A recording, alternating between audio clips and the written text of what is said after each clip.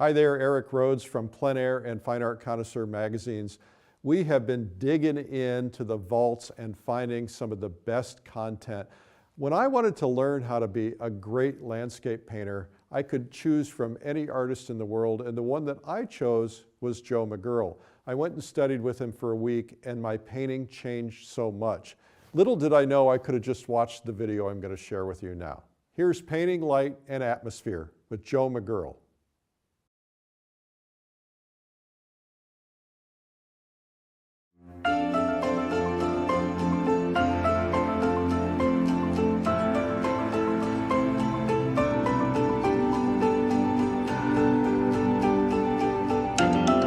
Hi guys, welcome to our plein air adventure. Plein air painting is always an adventure because you never know what's going to happen. But today we're up at Acadia National Park, right above Eagle Lake in Maine. And I found a view of the lake that I think will be interesting as a subject matter. As the sun sets, we're going to get a nice reflection of the sunlight off of the water. It's always a nice challenge to try to paint something as difficult as sunlight reflecting off of water. There are also some other unique elements in the landscape that I'd like to paint today and study and learn a little bit more about how the rocks and the foliage react to the afternoon sunlight. So there's a location just to the left there that we're going to walk over and set up and start in on our painting.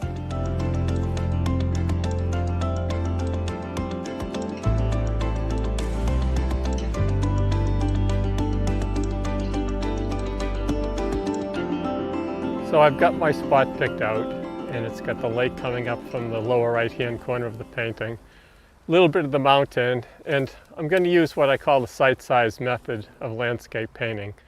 I have this frame that's the same size as my painting, and I'm going to transfer everything I see in this view horizontally to my painting. This method makes it go a little bit faster because my drawing is much more accurate, and I'm transferring the exact same size and shape of the objects that I see onto my panel at that exact same size and shape.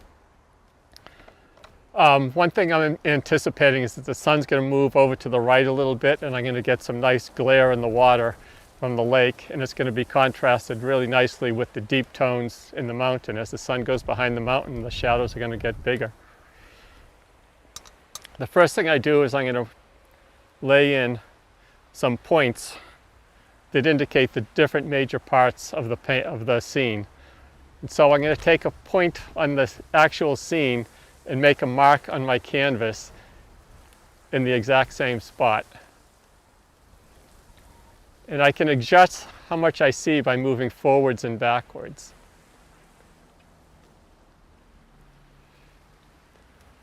I'm going to have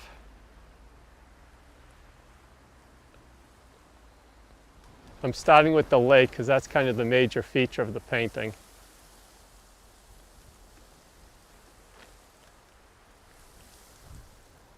Moving up to the large shapes of the mountain. Painting them at the exact same height and in the same proportions that I see them in real life on my panel.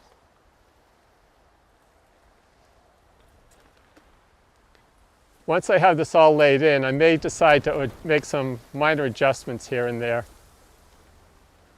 to improve the composition, but I don't want to change too much because I want to keep the essence and the feeling of this actual place that I am. But sometimes you can make some minor compositional changes.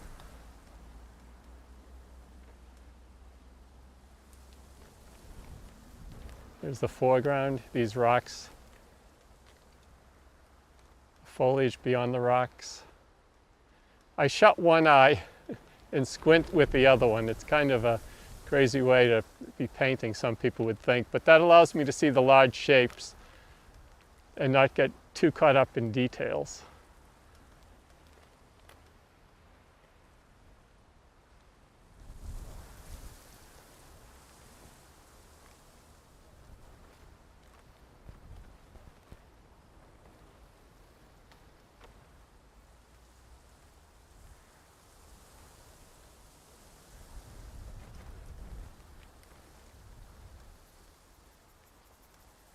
I'm going to paint in some of the shadow shapes.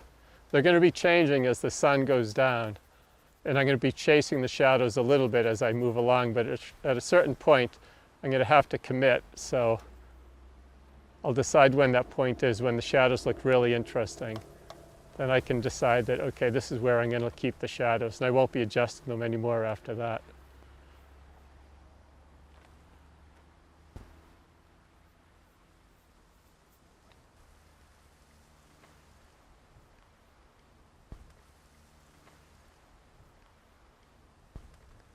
There's going to be a little rim light at the top of this foreground hill.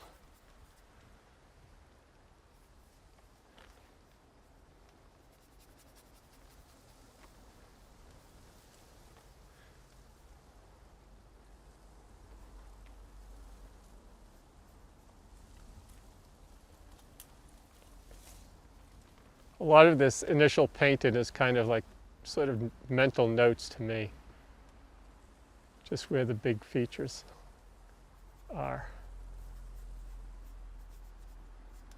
I want to work fairly quickly because the light is moving, and I want to be sure that I capture that glare on the water before it leaves.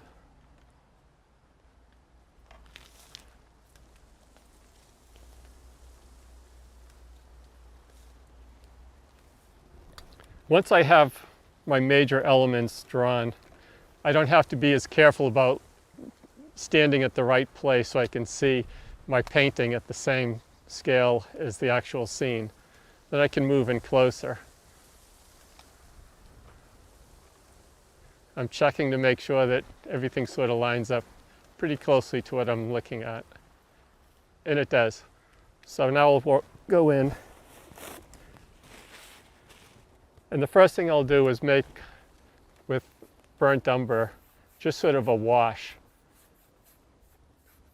giving everything sort of a general overall tone, but preserving my lines. That way I can see where I want to have my little rim light on the different planes.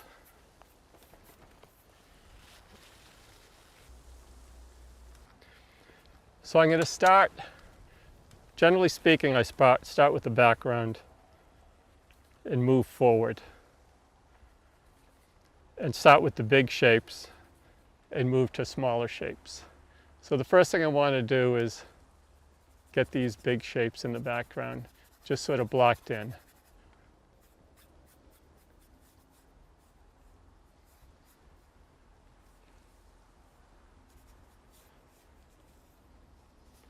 This hillside here is in shadow. The one beyond it is going to be in shadow also.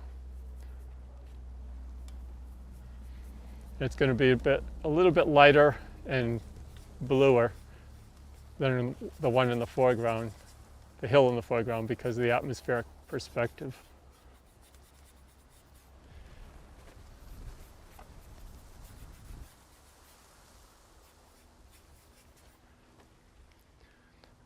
There's a deep dark shadow along the edge of the lake where those trees meet the lake. So I want to put that in, have that fairly dark. There again, it's going to be much darker than the shadows of the hills in the distance. I'm going to move the lake up just a little bit. So I'll wipe off that burnt umber color that I have there, so I'm not competing with it when I start to put the sunlight on the water. I don't have to overcome all that paint.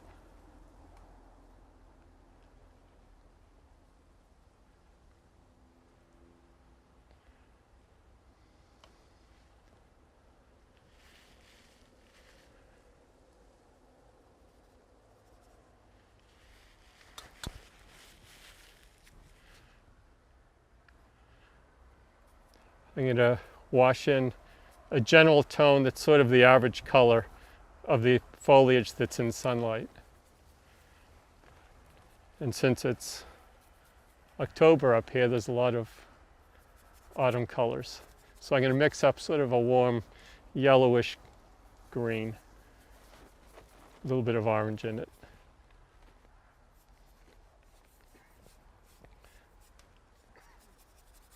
I'm keeping it slightly dark because when I go back into the foliage, I want to be able to put some highlights on the trees in the distance.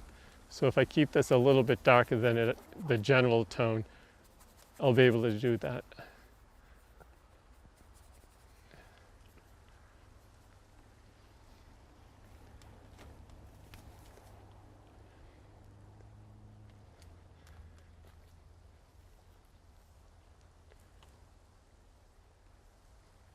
I keep redrawing and refining the drawing as I go too.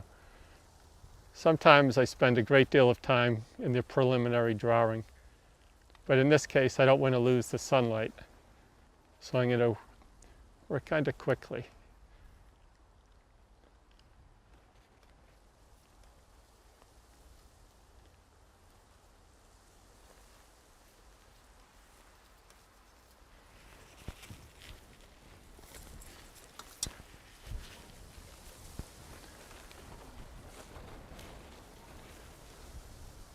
Now moving to the foreground foliage, and that's going to be the most intense color-wise.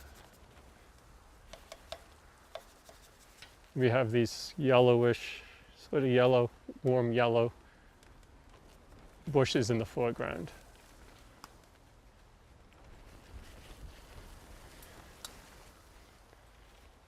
And the rocks. I'm going to warm up the color on the rocks a little bit because I'm anticipating that as the sun goes down, they're going to warm up a little bit more than they are.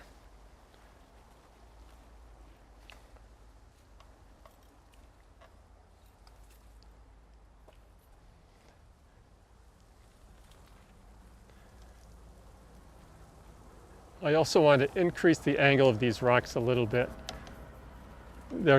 In real life, they're running sort of parallel to the shore of the lake, and I don't want those two parallel lines, so I'm going to make the rocks in the foreground a little bit steeper.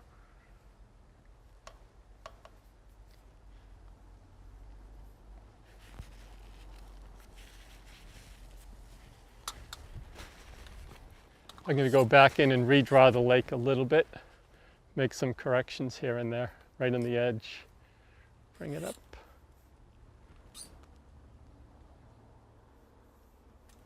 The far shore of the lake is just about horizontal.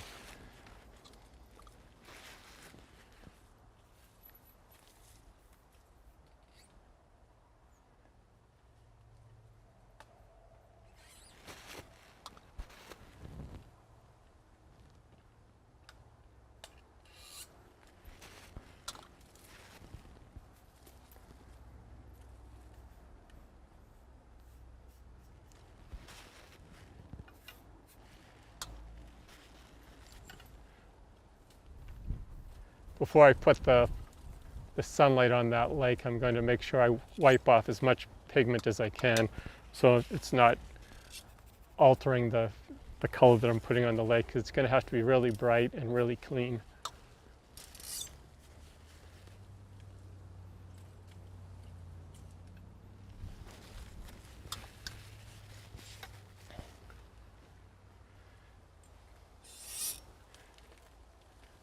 I'm going to mix up a color for the sky. And when you look into the sun, the sky has more of a warm yellowy tone to it. So I'm going to mix up some cerulean blue and a little bit of cadmium or Hansa yellow.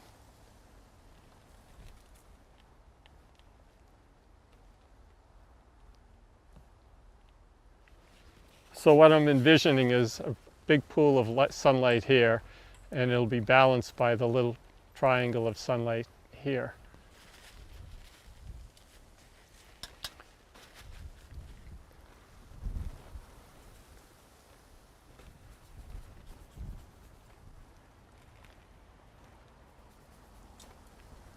I'm mixing up a color for that background hill now. Each time I mix a new color, I'll refine it and make it a little bit closer to what I'm actually seeing. The first laying was just to sort of tone the panel and also to help with my drawing.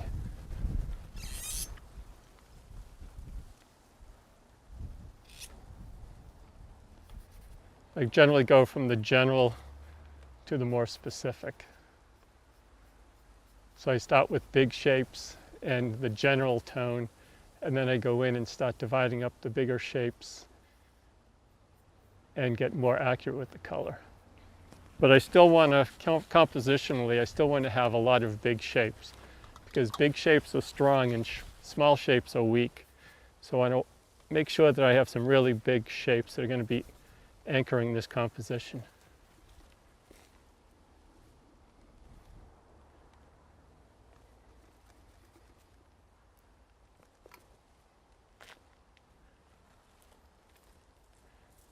This foreground hill is going to be much darker than the hill behind it. I still haven't locked myself in totally to the shape of these shadows that are being cast by this foreground hill, but I'm getting closer. At a certain point, I'm going to have to commit. The interesting thing about plein air painting is you're kind of painting the average of all these different phenomena that happen while you're out in the field, because the light's continually changing and the weather's changing, and if you're painting the ocean, the tide's coming in or going out. So you don't really have an instantaneous view. It's sort of the different snippets of time.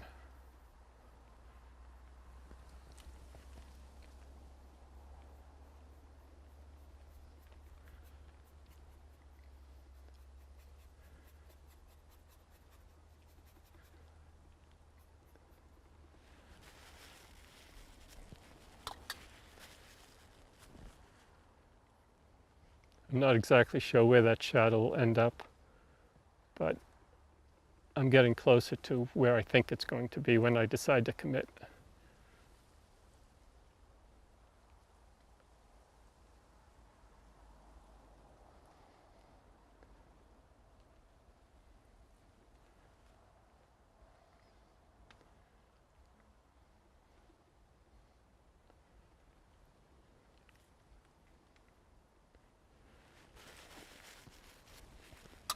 I want to go back into the foreground and strike at a couple of really dark notes so I know where my value range is going to be. So I'm going to mix up some ultramarine blue and a little bit of black. And there's a bush right here. It's quite dark. I'm going to move this rock down a little bit. I don't want that much of the rock showing. There's a bush right here that has some really dark shadows underneath it. So that's going to be just about the darkest element in my painting.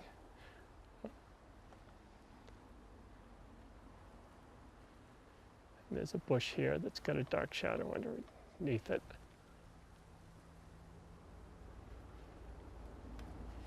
So now I have to move this foliage down a little bit.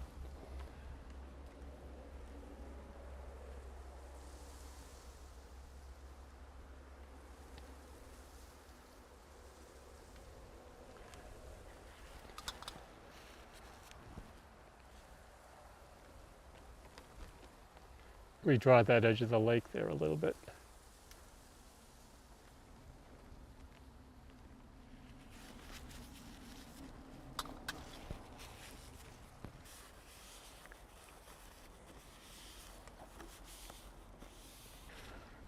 So the wind has picked up and it's gotten a little colder, so I'm getting a little bit warm.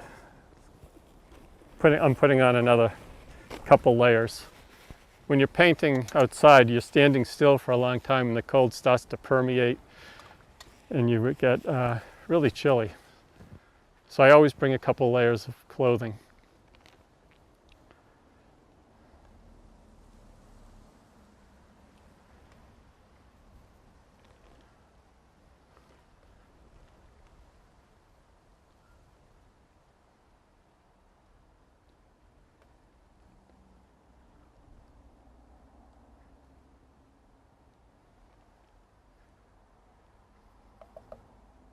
You can see just a little bit of the trees along the shoreline of the lake, on the close side of the lake, so I'm going to indicate them.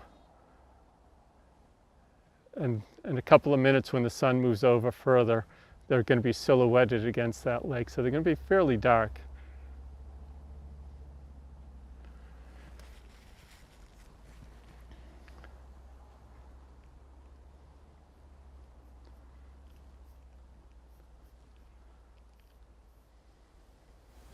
Now I have a lot of angles going this way, which sort of starting at the right and slanting down. Starting at the left and slanting down to the right, which I don't really like. So I'm going to have to figure out a way to change some of those angles. And as the shadows move down this mountain, that may do it for me. So I may not have to worry about it too much. I'm not sure yet. So I'll let that sit for a little while. And then I'm going to go back into this background mountain and work on that a little bit. Actually, before I do that, I just want to get these bushes in the foreground a little bit more defined and also get the color a little bit more to what I think it's going to be in about 20 minutes or a half hour when I start to commit.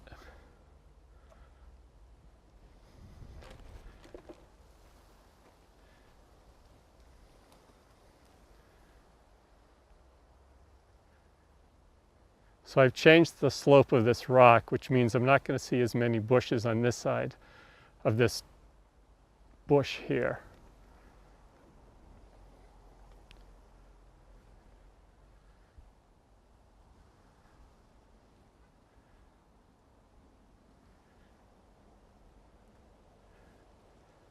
And that's good because in real life these bushes are forming sort of a barrier. There's a horizontal or a diagonal barrier going across the painting. If I break it here, it allows you to go over this rock into the painting and then up to the lake and to the background. If I had the bushes as they are in actuality, extending from here to here, it's a barrier that you have to sort of leap over visually, and it prevents you from entering the painting. So I try not to have a band that goes all the way across the painting in the foreground.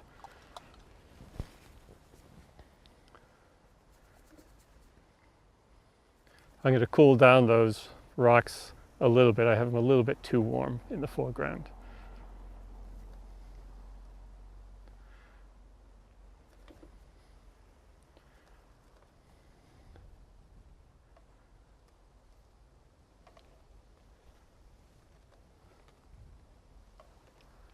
So the white I use is called underpainting white. It's made by Winsor & Newton. And I really like it because it sets up really fast. And it allows me to keep working without the painting getting too soupy and too wet to really keep working on. With the underpainting white, I can work for a really long time before I have a problem of there just being too much paint on the surface.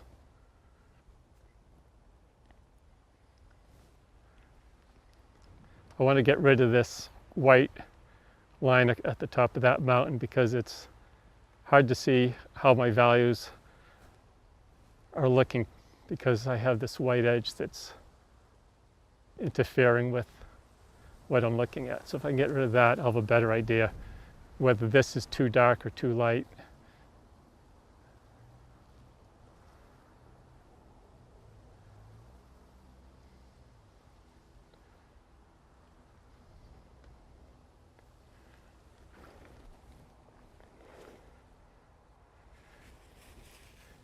I walk back every couple of minutes also to see how the composition's looking.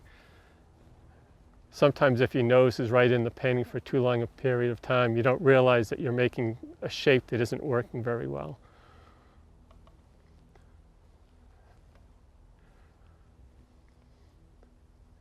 And when you stand back, you can see the shapes better.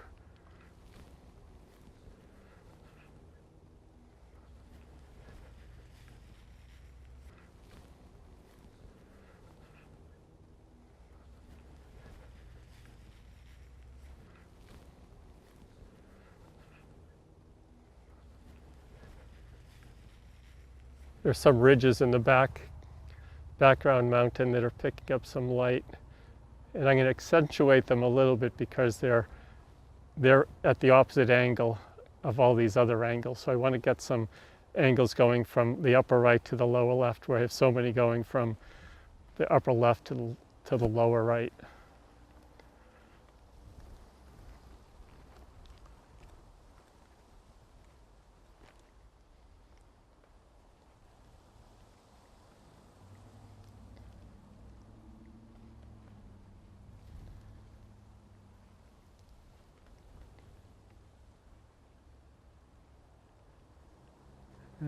but it's not following the contour of the land, so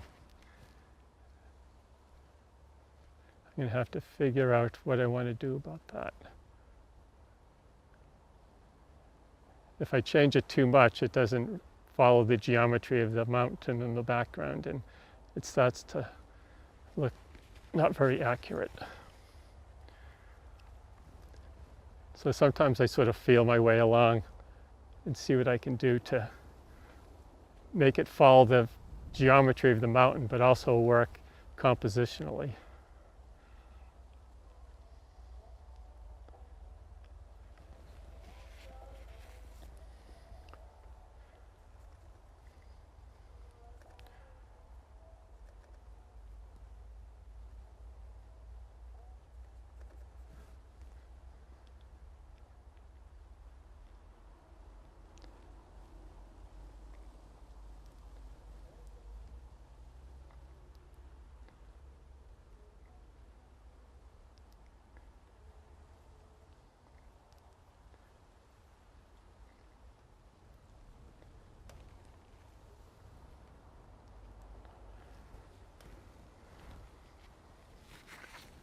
I'm still not exactly sure what's going to happen with this background mountain when the sun goes down a little bit more. So I think I'm going to wipe off a lot of that paint that I put on there so I don't have to fight it if I decide to change the color as I move along through the painting.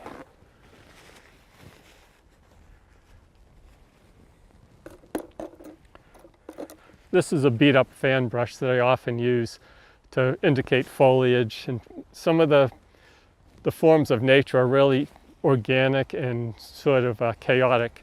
And so by using a brush that's a little bit beat up on the edge and gives a much more random and natural looking brush mark than a square or a filbert or a flatwood, I can replicate the look of nature a little bit quicker.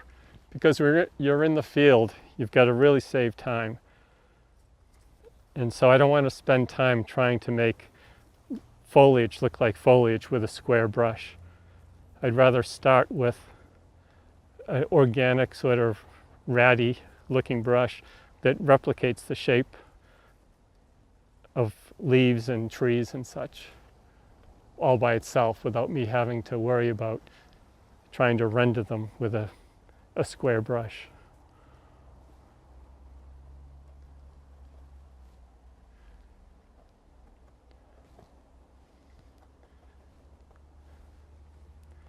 So I'm going to indicate some of the foliage on this far shore because I want to keep that illuminated a little bit.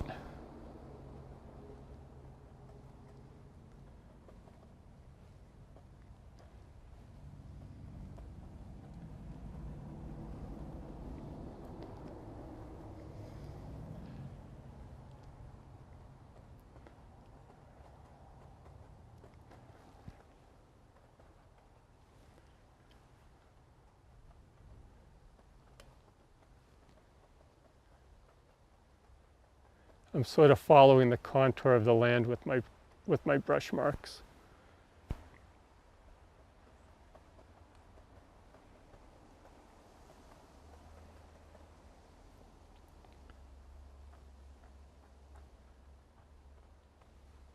It's almost like I'm printing with this. I'm going to be modifying the marks I make a little bit more as I go along, but this gives me sort of a base that I can work off of.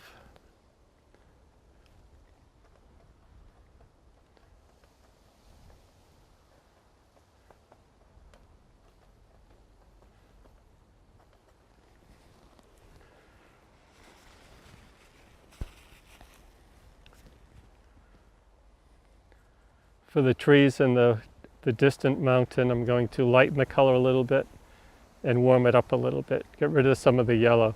Yellow is the color that disappears first when you move off into the distance. So if you want to give the effect of atmosphere, tone down your yellows first.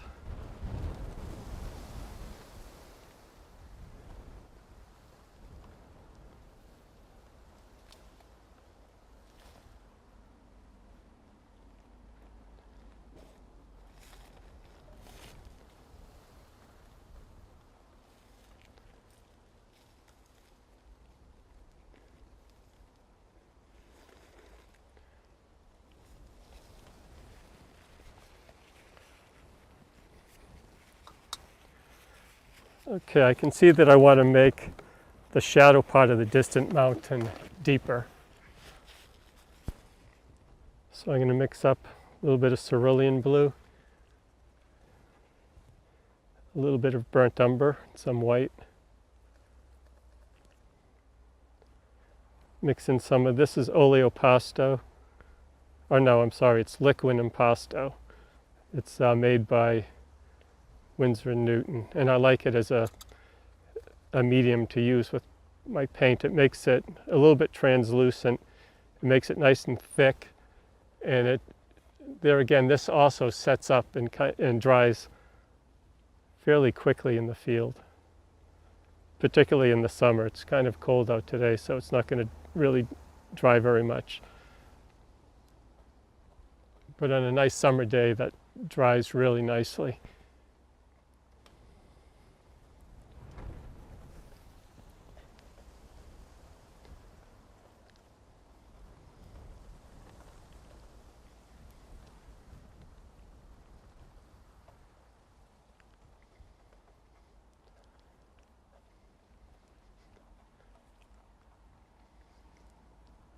I'm going to use brush marks that follow the contour of the land,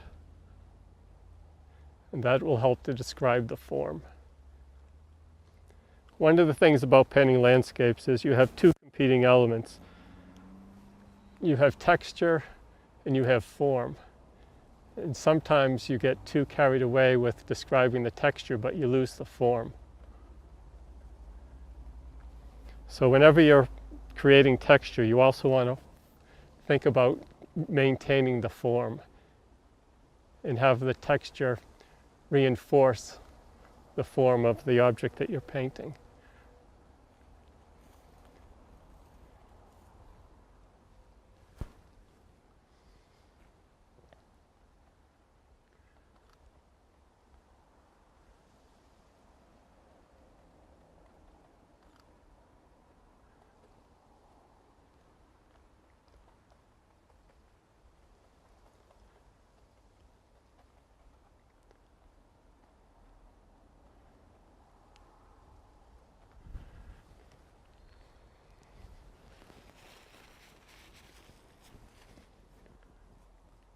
I'm going to go back in and restate this form in this background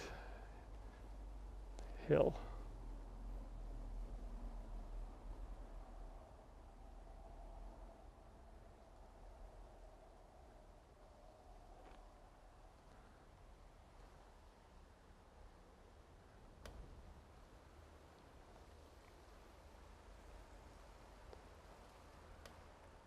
You can see how this brush gives a little bit of an indication of the foliage on that mountain in the background.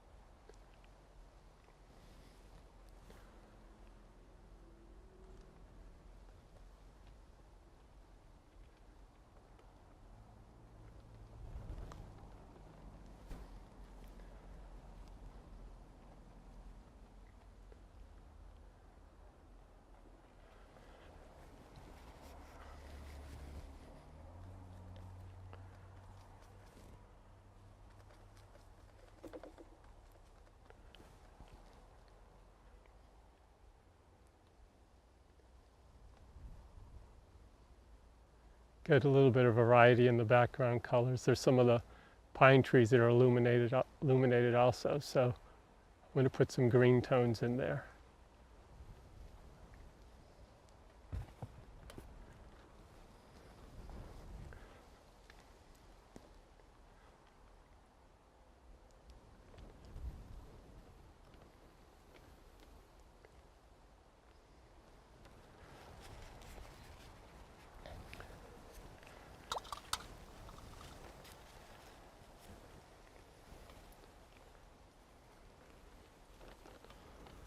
There's a little bit of sunlight on some of the rocks on the top of that mountain.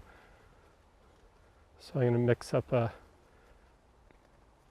warm, very warm light, sort of a grayish but with a lot of warmth in it to indicate some of the sunlight on the rocks.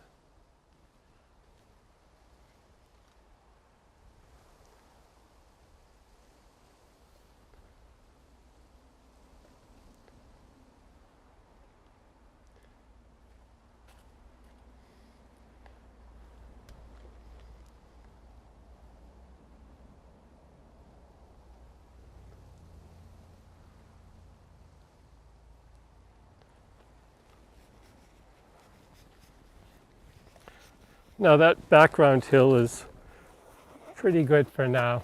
I think I'm going to leave it and move to the foreground hill. The foreground hill is going to have more vibrant colors. And once again, I want to maintain the form.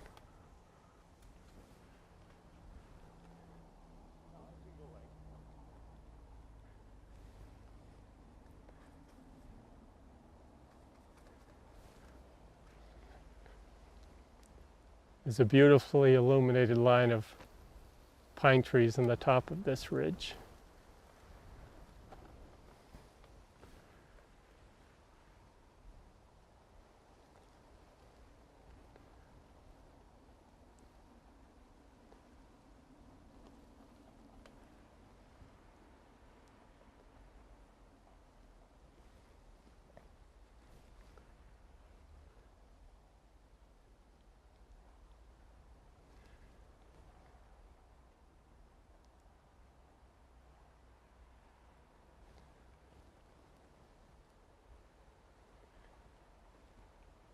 You can see how much by using this sort of scruffy brush, you can see how much it's the work it's doing for me in describing these pine trees.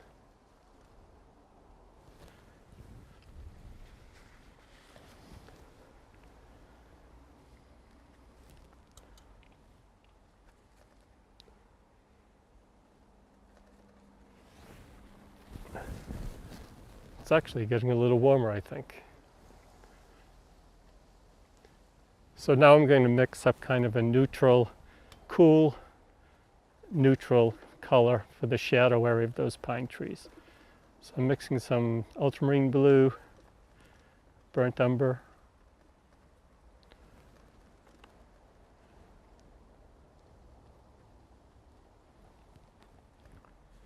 I want to make sure I don't get it too dark because I have to reserve some dark, really dark tones for this foreground area here.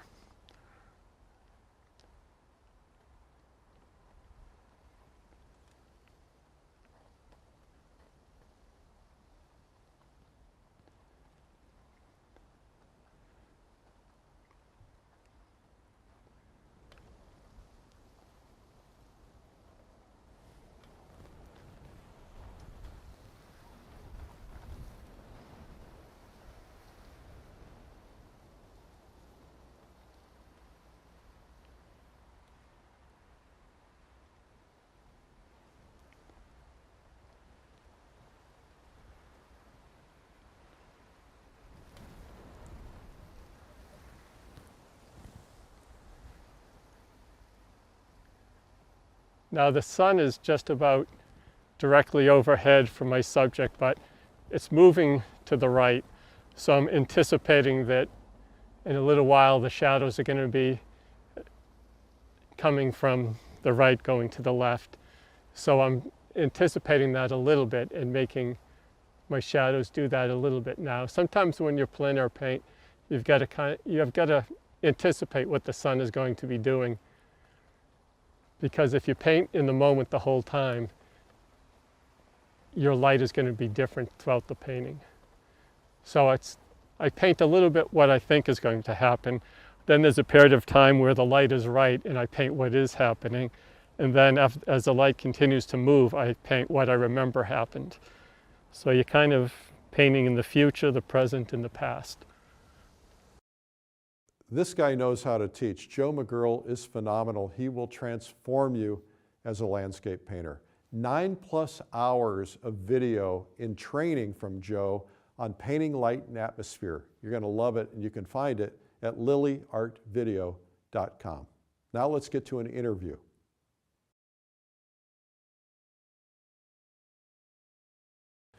Well, we're here today with Joe McGurl, and we want to find out what makes Joe tick. So what is it? What's the answer to that great question? I guess it's passion for what I do. Since I was a child, I knew I wanted to be an artist. My father was an artist, so I grew up with that and sort of in my blood, I guess. And when I was a kid, I was always drawing and really got a lot of enjoyment out of it. And as I got older, I realized that this is something I wanted to pursue. I went to art college, and it was in the 70s when there wasn't a lot of focus on representational painting. And so there was this small group of sort of, I guess you would call them rebels, who were doing representational painting as opposed to the majority of our classmates who were doing abstract and conceptual type of artwork. Once I got through college, I pursued a couple other things for a short period of time, but came back to art and to painting in particular because it was the one thing that really gave me a real sense of fulfillment, and it was challenging. I wasn't able to paint what I wanted to paint the way I wanted to paint it, so there's always something to strive for, always trying to get better. And I eventually hooked up with Robert Cormier, who was a teacher and an artist at the Guild of Boston Artists in Boston, and he was trained in the 19th century French Academy methods of drawing and painting. Who did he study with? He studied with R.H. Ives Gamal, who was a student of Paxton, and he studied with Jerome. And such. So there was this wonderful chain of knowledge that was handed down through the generations. And I studied with him, and it was a real turning point because he taught me the sight-size method of drawing, and also just this philosophy that it's really important to be careful and exact and accurate in your drawing. And then you can expand from there, but you have to, at some stage, be able to reproduce things with a great deal of fidelity to the actual thing that you're painting or drawing. And that taught me to really slow down and be really careful and observant about my artwork. You're meticulous when you paint. When you see my paintings finished, they're meticulous, but in the process, they're actually pretty sloppy. And there are several layers and several different techniques that I use. But I guess I'm meticulous in how I want them to end up in the end. But I do a lot of manipulating with the paint surface. I'll scratch it and sand it, carve into it, put on really thick impasto paint and glaze it and such. So there's a lot of processes and manipulating of the paint that goes on. And that helps me to reproduce the effects found in nature in paint. And one of my goals is to try to capture the reality that we experience in real life in paint on a painted surface. It's really quite an abstract concept because you have reality that we experience in 3 dimensions, or actually many dimensions we know now, and time, and it's full of it's a frenzy of activity on a subatomic level, and we have all our senses activated. And then we're trying to boil that down into one sense, just your sense of vision.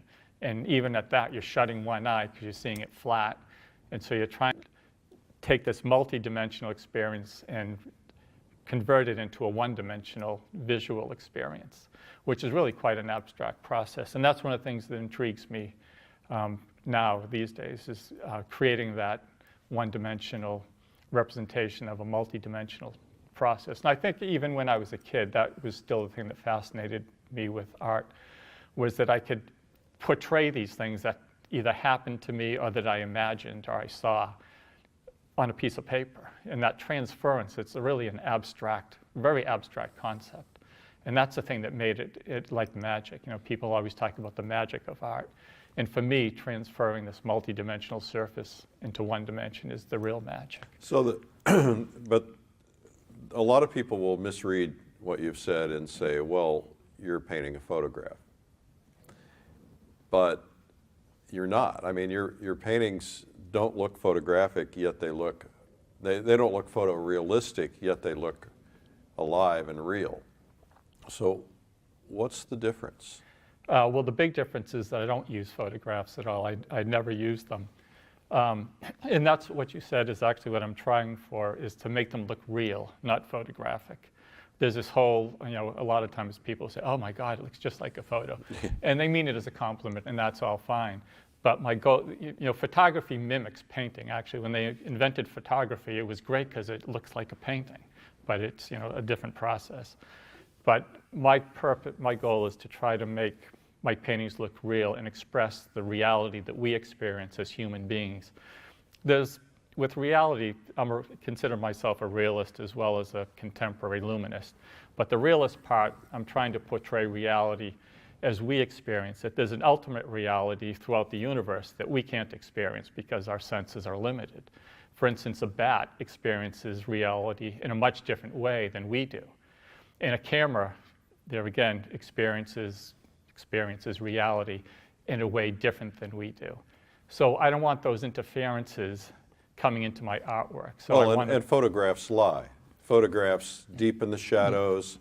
They slightly skew the perspective. There's a lot of things in photographs that aren't what you see. Right, exactly. And they can't experience things the way a human being can experience, just like a bat can't experience things the way a human being can't experience them. So I'm trying to portray the reality. It's a humanistic reality, the way we as humans respond to nature and the way we can sort of try to understand it. And ultimately, it sort of leads to the big question, what's life? What's the meaning of life? What is it all about? And when I'm in the it's field... funny you should mention that, because that was going to be my next question. What the meaning of life is. Well, when I'm in the field painting landscapes, I really feel close to that question. I obviously don't feel close to the answer, but I feel like this is where the answer would be found. Somewhere contemplating nature and trying to be sort of one with nature, and where almost the line between myself and the landscape that I'm painting disappears.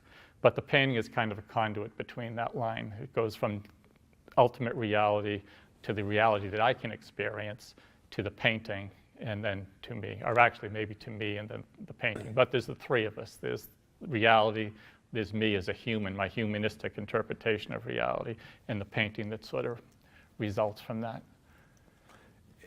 And for you, what is that experience? Obviously, we have this demonstration of you going through the process, but when you're out on your own and you don't have a camera following you around and the discomfort of all the lights and all the other things that go with it, what is your typical experience when you go out? Is it different than other painters? Do you approach it differently? Yeah, I think it's different. I think every artist has their own little way that they approach things, and they're all right and they're all wrong. I mean, for myself, my way is fairly unique because my philosophy is unique to me. So these other artists who I greatly admire, but some of them use photos, some of them are really strong colorists and such, and they're doing something different than me. So they're right pursuing that for them to reach their goals. But for my goals, I have something a little bit unique to me. And usually when I'm going out plein air painting, I'm looking for something interesting. It could be a light effect, it could be something geological or meteorological, just something that fascinates me. And I'll make a painting or a sketch of that because I'm trying to understand it, what's happening, how are the different elements reacting and interacting and such. And I'm not so much concerned about making a painting. There are a lot of plein air artists who would go out and their goal is to make a painting, a finished work of art. My goal is to go out and understand nature on a much deeper level. And by not using a photograph, it forces me to concentrate really, really deeply at what I'm looking at and try to understand it and decipher it. Because when I leave the field, I don't have anything to refer to other than what I painted during that session. So a lot of times I'll just keep digging in and trying to get everything, all the information I can out of that site. Then I'll take the plein air painting back to the studio, and I may never turn it into a finished painting, but it's allowed me to understand this little aspect of nature a little bit more deeply. And after doing this for 30 years, I've got this storehouse of knowledge of the different forms of nature, how they interact and how they work, so I can make things up. It gives me a lot of opportunity to be much more creative and imaginative, because I don't have to worry about, oh, how do I make this look right and fit in the landscape? So I can invent these completely imaginary landscapes, but they have enough truth to them that they're believable. Right now, most of my paintings are imaginary. Probably 80% are completely made up from my imagination with no sketch to go on. It's sort of this accumulation of knowledge that I've sort of accumulated and sort of applied to the painting that I'm looking at. So can you impart some of that knowledge on us? You've got a lot of painters who are watching this who are trying to figure out their their direction, their ride, the goal should not be for them to mimic you, should be to find their own voice. But there's a starting point. They respect you, they want to learn what you know. What is it that perhaps you might approach a little differently in some of the knowledge that you're willing to share that might help some of these painters go on their path in the proper way? Right. Well, the first thing is just spending a lot of time in the landscape. And staying with one theme, I think, helps a little bit. For instance, when I find something that's interesting, if I find a location that really intrigues me, I'll go back to that again and again and do maybe a dozen paintings of that one spot, some drawings or whatever. But at the end of this session, I understand what I'm looking at so much more deeply than if I was going around and sort of painting these snapshots of a quick little painting here, another painting over there. So by this sort of intense focus, it allows me to concentrate really very deeply on sort of one aspect. And then when I think I've explored that enough, I'll move on to something else, or something else will catch my attention and intrigue me. A lot of times when I go on a painting trip, for instance, I'll spend the first few days sort of moseying around looking for different things. And eventually something will speak to me, and it just has this really strong presence.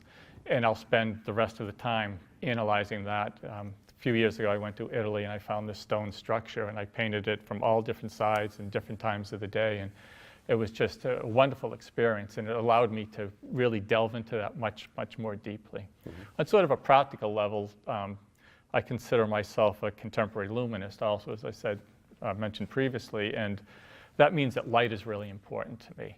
So I'm always thinking about what the light is doing. And when you look at a landscape, you want to determine whether the objects in the landscape are in the light or in the shade. And it's sort of like never the two shall meet. So a lot of beginner painters in particular, they sort of have this fuzzy area in the middle where the light's on one part of the object, and then it turns into this sort of no man's land, and then it's in the shade. But if you look at nature, that half light is very tiny. It's a very thin sliver. So generally speaking, you want to look at things and say, is this in the light or is this in the shade? And I'm always thinking of that. No matter what I'm painting, in the back of my mind is always, what is the light doing? And the light. And that half light is typically, if I understand it right, typically more chroma.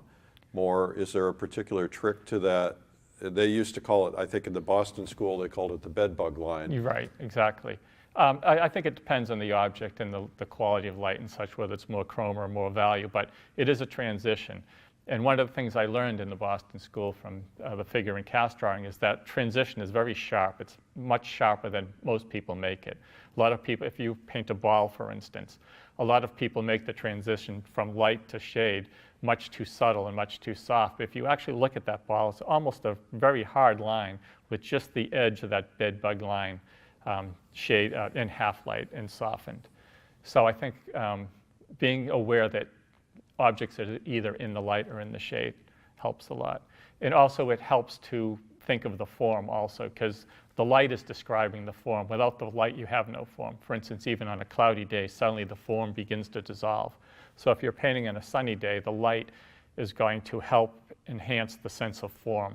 And there again, we're painting a flat object, and we're trying to convince the viewer that it's in 3 dimensions. So by increasing that sense of light and paying real close attention to the sunny part and the shady part and a little bit of a half-light part, we create a greater sense of form, which creates a greater sense of depth in the painting. So that's the other thing I'm always thinking about when I'm painting something is the form. For instance, a cloud, a rock, and a tree all have a similar form. They're sort of these maybe oblong objects with a top and a front and sides and a bottom and a back. The only difference between them are the details and the actual sort of surface of them. But generally speaking, they have the same overall form. So you always want to remember that there's a form to everything, and that helps give you that 3-dimensional quality that we're looking for. So everybody has to go through a learning process. Everybody has to go through a lot of bad paintings and a lot of bad drawings, and there are no shortcuts. Right. But if there were any, what would they be? Oh my gosh. Well, I think the first thing that people struggle with is just trying to make things look real. And you're right, there are no shortcuts. The Plein Air Painters of America group that I'm in with, we talk about admitting new members, and all the members seem older, and we don't have any young members. And it's because it takes a long time to be able to do this at a high level. Every now and then you'll have an aberration like Sargent, who seemed like by the time he was 15 could paint amazingly. But generally speaking, it just takes a lot of hours and a lot of time put in the field to be able to paint. And I wish there were a shortcut, because I would still like to use it. I think the first thing you struggle with, though, is just trying to make things look real. But you're not really a professional until you've reached that level where you can make things look real, and now you have something to say. And art is communication, and it's communicating an idea. So there has to be some type of an idea behind your art to sort of give it a purpose and give it a meaning. Otherwise, it's just sort of a beautiful rendering. You know, everything looks very, everything is very aesthetically pleasing. And it's a beautiful painting, but it doesn't say anything. Yeah. And it's not about something. And it would be like a poem that has beautiful rhythm and such, but at the end you say, well, what was the poet trying to convey? What idea? Right. So that's the next step that you take after you can render things. And it took me years and years before I really knew what I was saying. And it's funny because it's something that was within me all the time. And eventually it sort of bubbled up, and I realized this is what my art is about. Well, I studied photography with a very well-known photographer, and I went to my first workshop, and we were focusing on very basic technique. And I said, but I want to go out and photograph trees and rocks and whatever. And he says, no. The creative comes after you learn the technique. He said, you want to get to the technique to the point where you can do it in your sleep, where it's second nature, because once it's second nature, then whatever it is flowing inside of you that you want to speak out about the scene is what will come out, but you can't do it until you at least get the technical part out. Would you say that's accurate? Absolutely. When I was in college, one of the things they used to say, this was in the 70s, remember, is that, well, this technique's going to stifle your creativity. Right. And actually the opposite is true, because my big problem when I was younger was that I didn't have the technique to express what I wanted to express. If you have the technique, then nothing stops you from expressing your ideas. So you want to get your technique down first so you can paint anything, and you're not struggling with rendering things. And then you can express your creativity. A lot of times it seems like artists put the horse before the cart and the cart before the horse. Same thing. And they're trying to be expressive, but they're just not, they don't have the technical chops to do it. So, and there again, it just requires putting in the hours and the time, and it takes a long time. So how do you feel about this plein air movement? There's thousands of artists now that are painting outdoors, so that's changed a lot since you started, I think. Mm-hmm. There's a lot of shows, and dare I say there's a lot of uncooked work out there that's getting into the market. Do you have any feeling about any of that?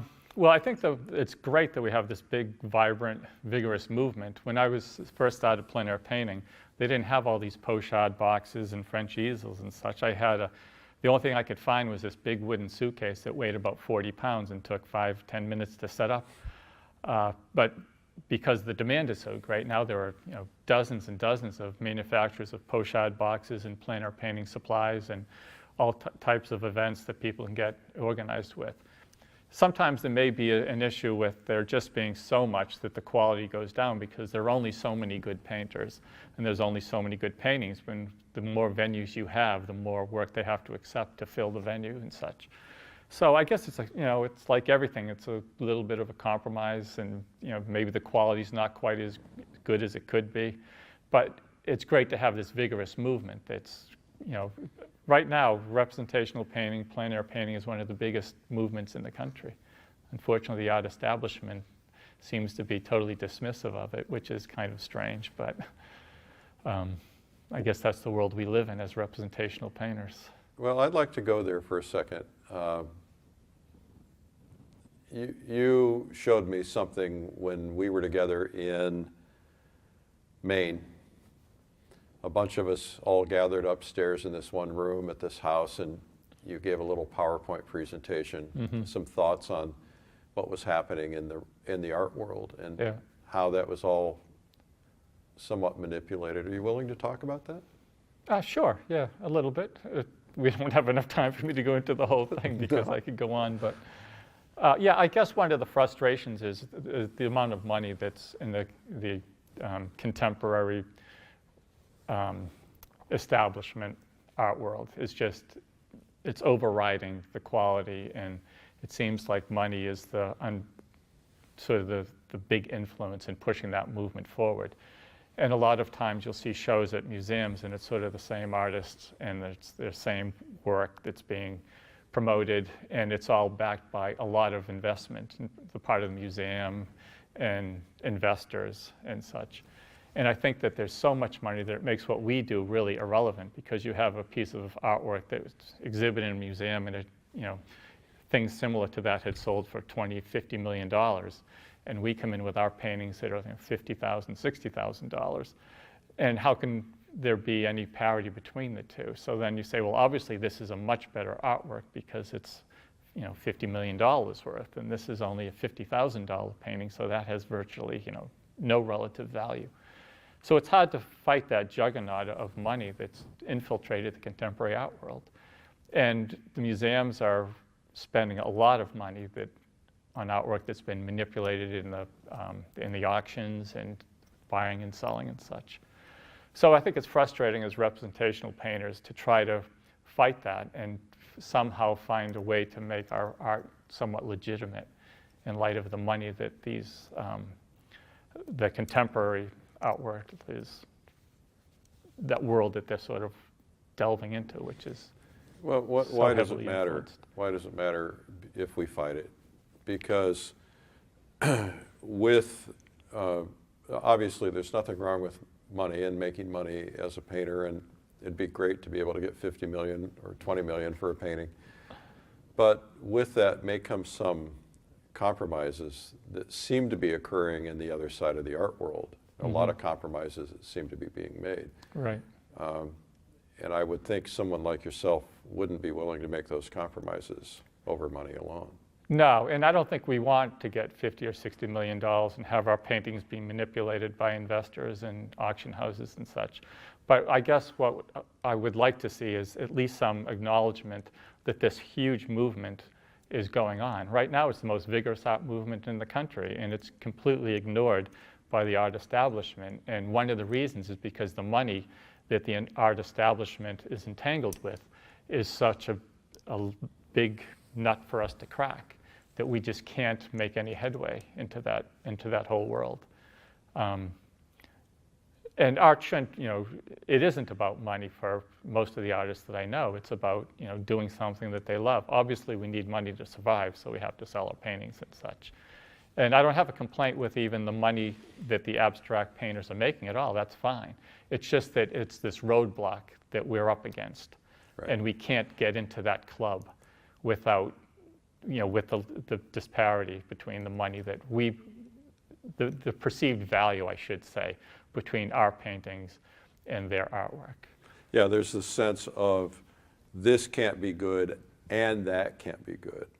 This can be good, this can be expensive, but that can't. It's not really inclusionary, which is kind of the opposite of what everybody preaches in that world. But it's okay to be exclusionary of something that they want to diss, which is basically something that, if you can tell what it is, it's not acceptable in their world. Right. It's where the Impressionists were in the 1860s, where, in those days the establishment wasn't accepting their artwork, and basically the gallery auction houses and the galleries, the auction houses, and the museums are the salon of the 20th and 21st century, and we just can't get through the door, just in the same way that the Impressionists couldn't get into the salon in the 1860s. We're the revolutionaries now. That's right. And you know, this is the type of art that people respond to, and museums are supposed to reflect the society. One of their aspects, one of their functions is to reflect the society that at a certain period of time. And if you, in a couple of hundred years, if you look at what the museums are collecting, you would say, well, there was no representational painting going on in America at all, Right. because they don't have any of it. So in a way, it's doing a disservice to future generations, because they will assume that all of the American art appreciating public they were buying Jeff Koons sculptures and Damien Hirst and such. Sharks. When there's a very small segment of extremely wealthy investors who were buying those. But the public at large and art lovers at large were not buying them. They're buying them, putting them in storage, waiting a few years, bringing them out of storage, and hopefully selling them for more money. Absolutely. Most of that, a good part of that work ends up in storage till it comes out again after it's appreciated enough. Yeah. Anything else that you would like to share with the people on this DVD that you think might be helpful for them to know or understand? I think that you have to have that passion that I spoke about earlier in order to really blossom and to move forward in the art world. You can, if you want to be a hobbyist and you dabble with it and such, that's great. And there's room for that too. But if you have that passion, it's sort of something that comes out of you and you find that you have to do it all the time. And I paint all the time. I probably put in about 100 hours a week at the easel. And it's because I love it. It's the thing that I love to do. And if there's any way I can get more painting time in, I always try to find that extra few hours or extra few minutes. Having a studio in the house is great too, because I'm at home with the family too. But I think it's following your passion, putting in the hours in the field, making intelligent decisions and thinking about what you're painting and why you're painting it. There's sort of three different elements to my art. There's the empirical, the rational, and the humanistic. And the empirical is the stuff that I see when I'm out painting a landscape. I'm observing things and I'm recording them. Then the rational is something I do back in the studio where I reinvent paintings, but it's all sort of because of the knowledge I've gained. I can say, well, if this rock is going to be in this position, there's going to be another rock here, and there's going to be a beach section here and a tree up there. So I can think logically how the progression from shoreline to upland would go in a landscape. Mm-hmm. So I'm making that up, but I'm making it up based on the empirical observations I had in the field. And then the final element is the humanistic aspect. It's what I bring to it, the thing that makes the paintings unique to me. You know, there's a lot of flaws in my art, and there's a lot of strengths and such, but it's all part of me. And back to the camera thing, I would rather have my flaws, but also it be going through my filter rather than have this photographically accurate depiction of what I'm doing. So the more direct connection I can have to the subject, I think the more of myself is put into the painting.